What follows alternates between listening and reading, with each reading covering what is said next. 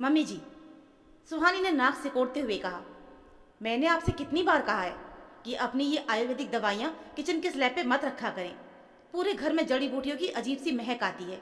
मेरे फ्रेंड्स आने वाले हैं आज, क्या सोचेंगी वो कि हम किसी डिस्पेंसरी में रहते हैं। सुमन जी ने चुपचाप अपनी दवाइयाँ उठाईं। उनके हाथ कांप रहे थे। माफ़ करना बेटा, भूल गई थी। नमन अखबार पढ़ रहा था। उसने एक बार भी अपनी पत्नी को नहीं टोका। प्रभाकर जी ने अपने चश्मे के ऊपर से बेटे को देखा, पर नमन ने नजरें चुरा ली। प्रभाकर जी समझ गए कि बेटा अब सिर्फ सुहानी की परछाई बन के रह गया है। सुहानी का असली प्लान सिर्फ दवाइयां हटाना नहीं था। उसका प्लान था इन दो पुराने फर्नीचरों को घर से हटाना। उसे आज़ादी चाहिए थी। उसे आशीर्वाद भवन का नाम बदलकर सुहानी विला करना था। उसे अपनी किटी पार्टीज के लिए पूरा स्पेस चाहिए था। और वो खांसते कराहते बूढ़े लोग उसकी लाइफ स्टाइल में फिट नहीं बैठ रहे थे। जयपुर के गोमती नगर में स्थित आशीर्वाद भवन कभी हंसी ठिठोली से गूंजा करता था। रिटायर्ड जज प्रभाकर नाथ और उनकी पत्नी सुमन जी ने इस घर की एक एक ईंट को अपने प्यार और सलीके से जोड़ा था। लेकिन पिछले 6 महीने में जब से उनके बेटे नमन की शादी सुहानी से हुई थी, इस घर की दीवारों ने सिर्फ कानाफूसी और षड्यंत्र ही सुने थे। सुहानी एक MBA ग्रेजुएट थी, महत्वाकांक्षी और बेहद चालाक। उसे नमन से प्यार था या नहीं, ये कहना मुश्किल था, लेकिन उसे नमन के रुतबे और प्रभाकर जी की करोड़ों की संपत्ति से जरूर प्यार था। उस सुबह नाश्ते की मेज पर सुहानी ने नाटक का पहला अंक शुरू किया। उफ मम्मी जी, शालिनी ने नाक सिकोड़ते हुए कहा, मैंने आपसे कितनी बार कहा है कि अपनी ये आयुर्वेदिक दवाइयाँ किचन के स्लैब पे मत रखें। पूरे घर में जड़ी बूटियों की अजीब सी महक आती है। मेरे फ्रेंड्स आने वाले हैं आज, वो क्या सोचेंगे कि हम किसी डिस्पेंसरी में रहते हैं। रात को अपने बेडरूम में सुहानी ने नमन के कान भरने शुरू किए। नमन, तुमने पापा को देखा? आजकल वो अजीब सी बहकी बहकी बातें करने लगे हैं। कल 2 पड़ोसी शर्मा अंकल से कह रहे थे कि घर की रजिस्ट्री के कागज कहाँ रखे हैं, उन्हें याद ही नहीं आ रहा। मुझे डर है कि कहीं बुढ़ापे में डिमेंशिया के चक्कर में वो घर किसी और के नाम ना कर दे या किसी फ्रॉड के शिकार ना हो जाएं। नमन चौंक गया। क्या बात कर रही हो?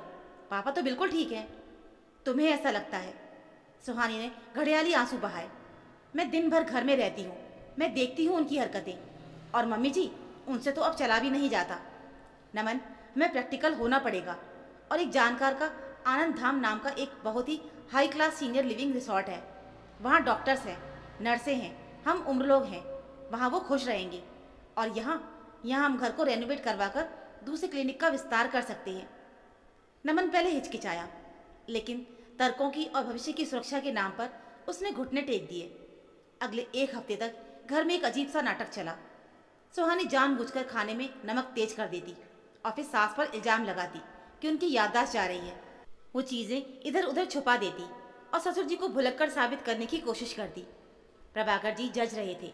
उन्होंने सैकड़ों अपराधियों की आंखों में देखकर उनका सच पकड़ा था। सुहानी तो अभी कल की खिलाड़ी थी, वो सब समझ रहे थे। एक शाम जब सुहानी अपनी सहेली से फ़ोन पर बात कर रही थी, प्रभाकर जी ने इंटरकॉम पर उसकी बातें सुन ली। हाँ यार, बस 2 दिन और, मैंने नमन को मना लिया है। अगले हफ्ते तक ये दोनों आनंद धाम में होंगे और फिर पूरा घर अपना। सबसे पहले मैं वो पुराना पूजा का कमरा तोड़वाकर वहाँ बार बनवाऊंगी। बहुत ओल्ड फैशन लगता है वो। प्रभाकर जी के चेहरे पर कोई गुस्सा नहीं आया, बल्कि एक ठंडी रहस्यमयी मुस्कान तैर गई। उन्होंने सुमन जी को बुलाया और धीरे से कहा, सुमन, तैयारी कर लो। बहू रानी हमें घर से निकालना चाहती है, हमें उनकी मदद करनी चाहिए। सुमन जी रोने लगी, लेकिन प्रभाकर जी ने उन्हें चुप कराया और अपने प्लान का हिस्सा समझाया। अगले दिन रविवार था। नाश्ते की मेज पर प्रभाकर जी और सुमन जी बेहद खुश नजर आ रहे थे। उन्होंने अपने सबसे अच्छे कपड़े पहन रखे थे। नमन और सुहानी हैरान थे। उन्हें लगा था कि आज वृद्धाश्रम की बात छेड़ने पर हंगामा होगा, रोना धोना मचेगा। नमन, सुहानी, प्रभाकर जी ने चाय की चुस्की लेते हुए कहा, हम तुम दोनों से कुछ ज़रूरी बात करना चाहते हैं। सुहानी की आंखों में चमक आ गई। लो, काम आसान हो गया। उसने सोचा, पापा, अगर आप आनंद धाम के बारे में सोच रहे हैं तो मैंने ब्रोशर मंगवा लिया है। सुहानी ने उत्साह में कहा। अरे नहीं बहू, प्रभाकर जी ने हाथ हिलाया, वो सब तो बहुत छोटी जगह है। दरअसल कल रात मुझे और तुम्हारी माँ को एहसास हुआ कि तुम सही कहती हो। इस घर में हम दोनों की वजह से तुम लोगों की आज़ादी छीन रही है। और सच कहूँ तो हम भी अब इस रोज रोज की किचकिच से तंग आ चुके हैं। तो प्रभाकर जी ने अपनी बात जारी रखी। हमने फैसला किया है कि हम ये घर छोड़ देंगे। सुहानी ने मेज के नीचे नमन का पैर दबाया। उसकी खुशी का ठिकाना नहीं था। लेकिन प्रभाकर जी ने एक फाइल मेज पे रखी।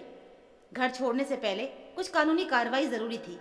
तुम तो जानती हो सुहानी, मैं कानून का आदमी हूँ, सब कुछ पक्का करके जाना चाहता हूँ। बिल्कुल पापा, बिल्कुल, सुहानी ने झटपट से कहा। आप वसीयत बदलना चाहते हो या पावर ऑफ अटॉर्नी नमन के नाम करना चाहते हैं? मैं अभी वकील साहब को बुलवाती हूँ। वकील की जरूरत नहीं है, वो आ चुके हैं। प्रभाकर जी ने दरवाजे की ओर इशारा किया। दरवाजे पर शहर के सबसे नामी वकील मिस्टर खन्ना खड़े थे। उनके साथ 2 अजनबी और थे। सुहानी को लगा अब तो जीत पक्की है। उसने जल्दी से नमन को इशारा किया। मिस्टर खन्ना अंदर आए और फाइलों को एक पुलिंदा मेज पे रख दिया। तो जज साहब, जैसा आपने निर्देश दिया था, सारे कागजात तैयार हैं, खन्ना जी ने कहा। ये क्या पापा? नमन ने पूछा। बेटा, प्रभाकर जी ने बहुत ही शांत स्वर में कहा, सुहानी ने मुझे एहसास दिलाया है कि मैं बूढ़ा हो गया हूँ और मेरी याददाश्त कमज़ोर हो गई है। और उसने ये भी कहा कि इस बड़े घर को संभालना मेरे बस की बात नहीं। इसलिए अपनी सठियानी वाली हालत में कहीं मैं प्रॉपर्टी का कुछ गलत ना कर दूँ। मैंने एक परमानेंट हल निकाल लिया है। सुहानी के चेहरे पर मुस्कान चिपकी हुई थी। मैंने ये घर आशीर्वाद भवन और अपनी सारी जमा पूंजी बेच दी है। प्रभाकर जी ने बम फोड़ा। कमरे में सन्नाटा छा गया। सुहानी की मुस्कान गायब हो गई। बेच दी? सुहानी हकलाते हुए बोली। किसे और क्यों? अरे बहू, तुम ही तो कहती थी कि हमें हाई क्लास जगह रहना चाहिए। प्रभाकर जी ने मासूमियत से कहा। तो मैंने पता किया, दुनिया का सबसे बेहतरीन सीनियर सिटीजन क्रूज है जो पूरी दुनिया घुमाता है। वहाँ 5 स्टार सुविधाएं हैं, लेकिन उसका खर्चा बहुत ज़्यादा था। मेरी पेंशन से काम नहीं चलता, इसलिए मैंने सोचा कि जब हम घर छोड़ ही रहे हैं तो घर खाली पड़ा पड़ा क्या करेगा, और तुम लोग तो अपनी गृहस्थी संभाल ही लोगे। नमन डॉक्टर है, अच्छा कमाता है। लेकिन पापा, सुहानी चीख पड़ी, ये घर करोड़ों का है, आपने ऐसे कैसे बेच दिया? और हमें कहाँ रहने को मिलेगा? अरे यही तो सरप्राइज है। प्रभाकर जी ने उन 2 अजनबियों की तरफ इशारा किया। मिलिए मिस्टर और मिसेस दीवान से, ये इस घर के नए मालिक हैं। इन्होंने पूरी पेमेंट भी कर दी है। और चूंकि तुम लोगों को घर खाली करने में वक्त लगेगा, मैंने इनसे रिक्वेस्ट की है कि तुम्हें 1 हफ्ते का टाइम दें।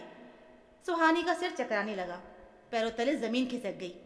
जिस घर की मालकिन बनने के लिए उसने सास ससुर को निकालने की साजिश रची थी, वो घर अब बिक चुका था। पापा, आप ऐसा नहीं कर सकते। नमन खड़ा हो गया। मेरा हक है इस घर पर। किस कानून के तहत नमन? प्रभाकर जी की आवाज अब जज वाली कड़क आवाज में बदल गई थी। ये मेरी स्वार्जित संपत्ति है, पुश्तैनी नहीं। मैं इसे किसी को भी दे सकता हूँ, जला सकता हूँ या दान भी कर सकता हूँ। और रही बात हक की, तो हक सेवा और सम्मान से मिलता है, साजिशों से नहीं। प्रभाकर जी ने सुहानी की ओर देखा। सुहानी बहू, उन्होंने अपनी जेब से एक छोटा सा पेन ड्राइव निकाला और मेज पे रखा। तुम्हें लगा कि मैं बहरा हो गया हूँ या अंधा? तुम्हारे वो फ़ोन कॉल्स, घर की रजिस्ट्री, पागल साबित करना, पूजा घर तोड़वाना, सब रिकॉर्डेड है इसमें। सुहानी का चेहरा फीका पड़ गया। मैं चाहता तो डोमेस्टिक वायलेंस और सीनियर सिटीजन एक्ट के तहत तुम्हें और नमन को जेल भिजवा सकता था, प्रभाकर जी ने कहा। लेकिन मैं बाप हूँ, अपने ही बच्चों को कोर्ट में नहीं घसीटना चाहता था। इसलिए मैंने फैसला किया कि मैं खुद ही अपनी ज़िंदगी से तुम्हें बेदखल कर दूँ। पापा प्लीज़। सुहानी घुटनों पर गिर गई। हमसे गलती हो गई, ये डील कैंसिल कर दीजिए, हम आपकी सेवा करेंगे। डील हो चुकी है, खन्ना वकील ने बीच में कहा। रजिस्ट्री परसों हो चुकी है। पैसा जज साहब के अकाउंट में आ चुका है, जो एक नॉन रिफंडेबल इन्यूटी ट्रस्ट में डाल दिया गया है। यानी आज जज साहब चाहकर भी पैसा वापस नहीं निकाल सकते। उन्हें हर महीने एक मोटी रकम मिलेगी, जिसमें वो दुनिया घूमेंगे। प्रभाकर जी और सुमन जी खड़े हो गए। बेटा नमन, सुमन जी ने नम आंखों से कहा, मैंने तुझे चलना सिखाया था ताकि तू अपने पैरों पर खड़ा हो सके, और तूने अपनी ही रीढ़ की हड्डी अपनी पत्नी के सामने गिरवी रख दी। अब किराए के मकान में रहोगे तो शायद ईंट पत्थर की कीमत समझ आएगी। मिस्टर दीवान, प्रभाकर जी ने नए मालिक से हाथ मिलाया। घर अब आपका है। 1 हफ्ता इन बच्चों को दे दीजिएगा सामान समेटने के लिए। इसके बाद प्रभाकर जी ने अपनी पत्नी का हाथ थाम लिया। वो बूढ़ा जोड़ा, जिसे कुछ पल पहले बेचारा समझा जा रहा था, अब राजा की तरह सीना तानकर मुख्य द्वार की ओर बढ़ा। सुहानी और नमन पत्थर की मूर्त बने खड़े रहे थे। बाहर एक लग्जरी टैक्सी खड़ी थी जो प्रभाकर और सुमन को एयरपोर्ट ले जाने के लिए आई थी।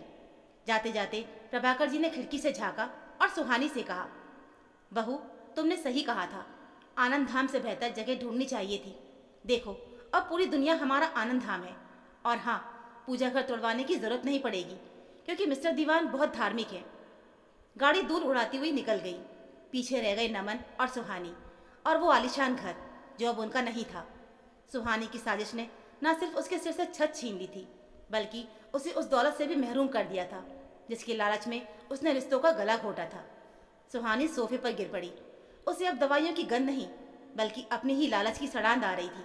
उसे एहसास हो गया था कि उसने शतरंज की बिसात तो बिछाई थी, लेकिन वो ये भूल गई थी कि सामने वाला खिलाड़ी उसका बाप ससुर है जिसने उसे ये खेल सिखाया नहीं बल्कि उसे मात देने के लिए बस एक चाल का इंतजार किया था।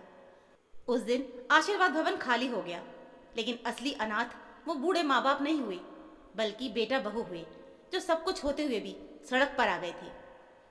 तो दोस्तों, ये थी हमारी आज की कहानी। उम्मीद है आपको ये कहानी ज़रूर पसंद आई होगी। कहानी अच्छी लगी हो तो प्लीज़ वीडियो को लाइक और चैनल को सब्सक्राइब ज़रूर कर लीजिएगा। मिलते हैं फिर एक और ऐसी नई कहानी के साथ।